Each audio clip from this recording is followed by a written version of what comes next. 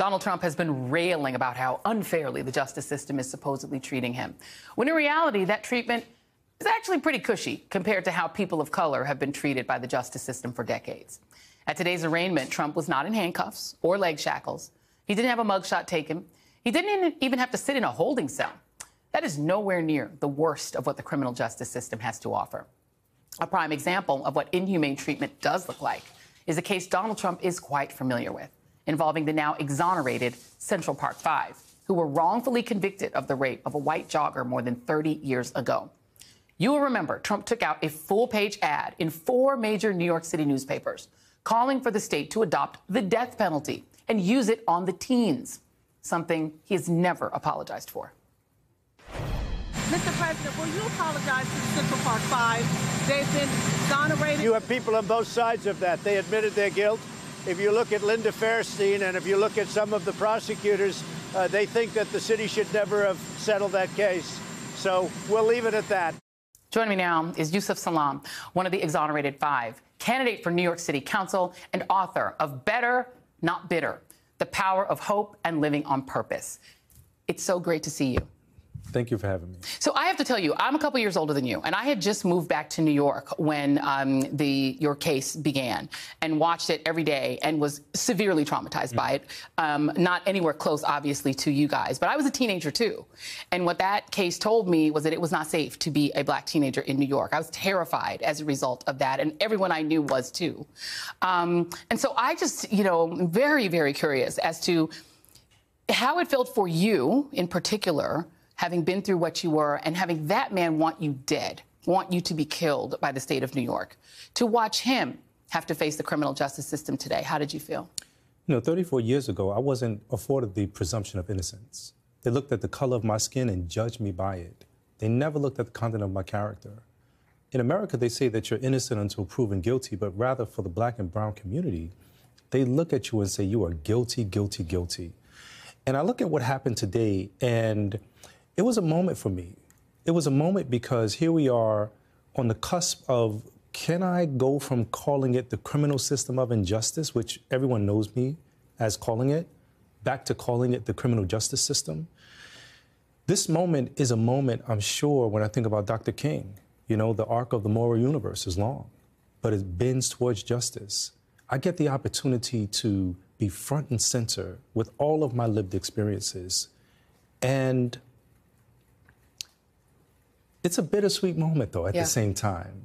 It's when I think about the rhetoric that's out there when Donald Trump says, if they could do this to me, none of us are safe. Come on. We live in 2 different worlds. And of course, people take my words and they bend it and try to attribute it to other people and other groups. And no, I'm talking about Donald Trump, and I'm talking about the people who use privilege as a weapon.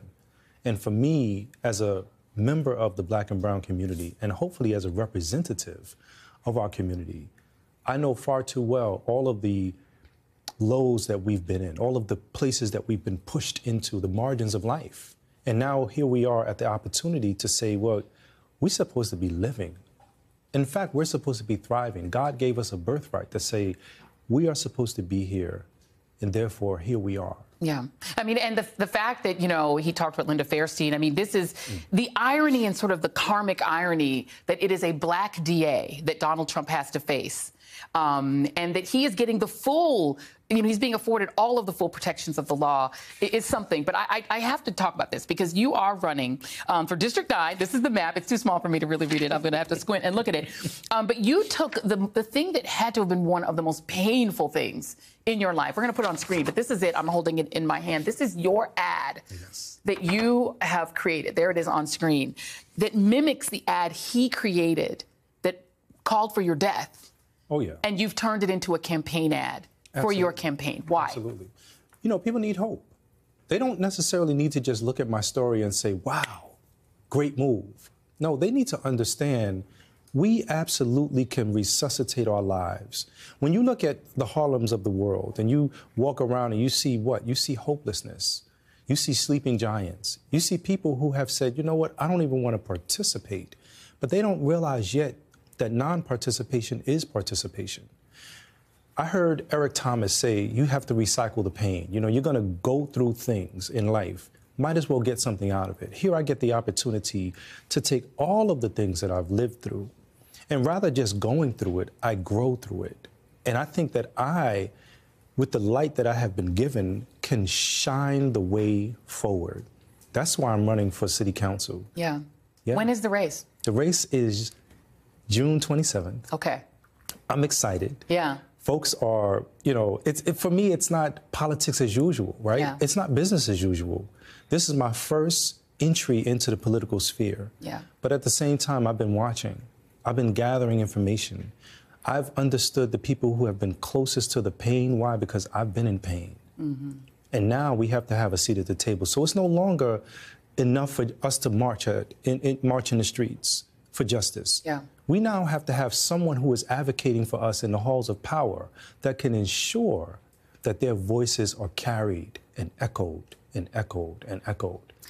I am amazed by you, by your grace, your ability to survive and thrive. I wish you all the best. Harlem would be so lucky. Thank you. Dr. Yusef Salaam, I'm going to give you your honorific, too. Dr. Yusef Salaam. God bless. Thank you.